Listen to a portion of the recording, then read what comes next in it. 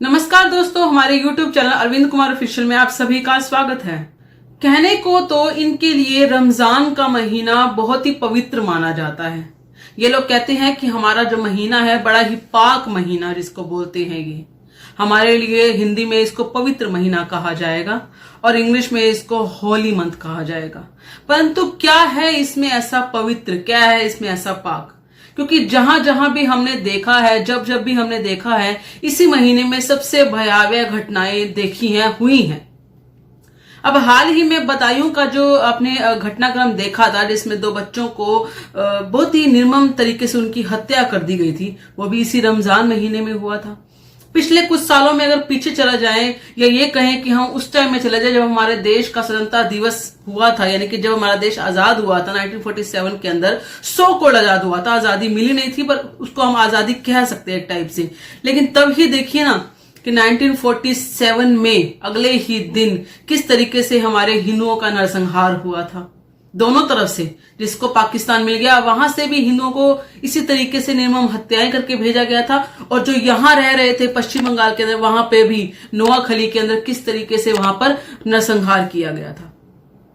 तो यही एक महीना ऐसा है जहां पर सबसे ज्यादा नरसंहार देखे गए हैं। वो नरसंहार भी इसी मंथ के अंदर था, इसी रमजान महीने जिसको ये बोलते हैं, उसी में ही था। तो इस हिसाब से ये साबित होता है कि ये रमजान महीना इनके लिए चाहे पाक हो, लेकिन इनका पाक का मतलब यही है कि जितने हिंदुओं को मारा जा सकता है मारिए, जितनों का नरसंहार किया जा सकता है कीजिए। 1% 2% लोग भी अगर ऐसे होंगे इनके, जो गुड मुस्लिम जिसको कहा जाएगा, तो शायद होंगे, वरना मुझे तो 98-99% इनमें ऐसे ही लोग नजर आते हैं।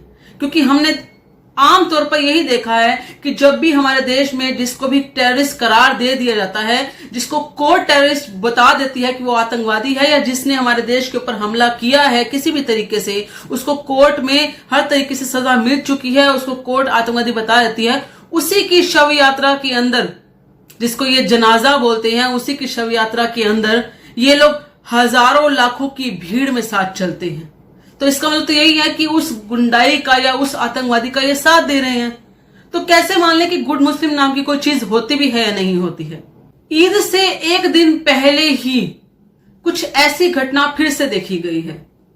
मैं आपको बता रही थी कि बदायूं के अंदर किस तरीके से वहां पर 2 बच्चों की निर्मम हत्या कर दी गई थी। वहां भी कारण यही बताया गया था कि आपस में रंजिश थी, माता पिता की जिन लड़कों के साथ, या आपस में कोई वैर भाव था, या फिर किसी तरीके से झगड़ा हुआ था।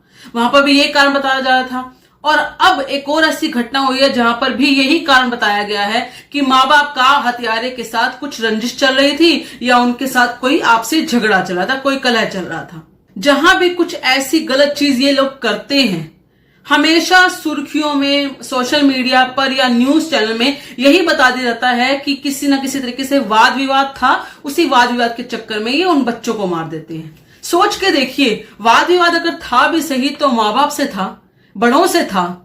किसी बड़े को लेकर आप बच्चों की निर्मम हत्याएं कैसे कर देते हैं?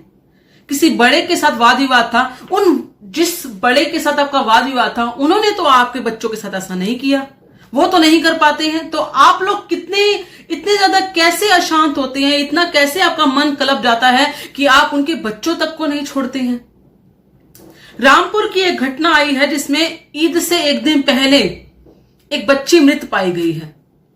और वो मृत सिर्फ मृत नहीं कि उसको सिर्फ किसी तरीके से उसको गला घोटा हो या किसी और तरीके से उसकी हत्या कर दी गई हो, वो मृत इस तरीके से पाई गई जिससे साफ पता चलता है कि उसकी निर्मम हत्या की गई है। उस बच्ची के पांव दोनों काटे गए हैं, उस बच्ची के हाथ बांधे हुए थे, और उस बच्ची के चेहरे को एक पॉलिथीन से कवर किया गया था जिससे वो बच्ची सांस ना ले पाए। पुलिस को जब इसकी लाश मिली तो इसका अच्छे ढंग से इसकी पूरी तहकीकात की गई, इसका फोरेंसिक टेस्ट किया गया और पता यही चला कि ये घुट घुट कर सांस इसकी रोकी गई है। आजकल हम ये चीज देख पा रहे हैं कि इस मानसिकता के जो घृणित लोग हैं, ये ज्यादातर टारगेट बच्चों को ही कर रहे हैं। माता पिता से किसी बात का द्वेष निकालते हैं, या हो सकता है जानबूझकर वाद विवाद खड़ा करते हो ताकि उस गुस्से में ये दिखा सके कि हमने तो गुस्से में उस बच्चे की हत्या कर दी या उसको मार डाला। परंतु ये टारगेट, आसान टारगेट इनका बच्चे ही हो रहे हैं, उनके बच्चों पर ही घात किया जा रहा है। जिस पति पत्नी ने बच्चे की निर्मम हत्या की है उसका नाम है सायरा बानो और सगीर अहमद।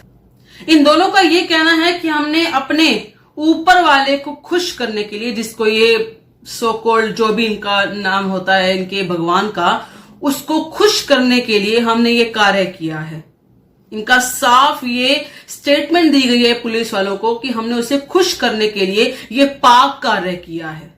हत्याएं या इस तरह के कार्य पूरे देश में होते हैं, लेकिन बात सिर्फ इतनी है कि कहीं कहीं हमें पता लग जाता है सोशल मीडिया से और कभी कभी हमें पता नहीं लगता। परंतु आप हिंदू इनके टारगेट पर हैं, इसलिए आपको बहुत सतर्क होने की आवश्यकता है। आपके बच्चों का किस तरीके से, कहां वो घूम रहे हैं, कहां वो किस स्कूल में जा रहे हैं, आसपास किससे दोस्ती कर रहे हैं, इस सब चीजों का ध्यान रखिए।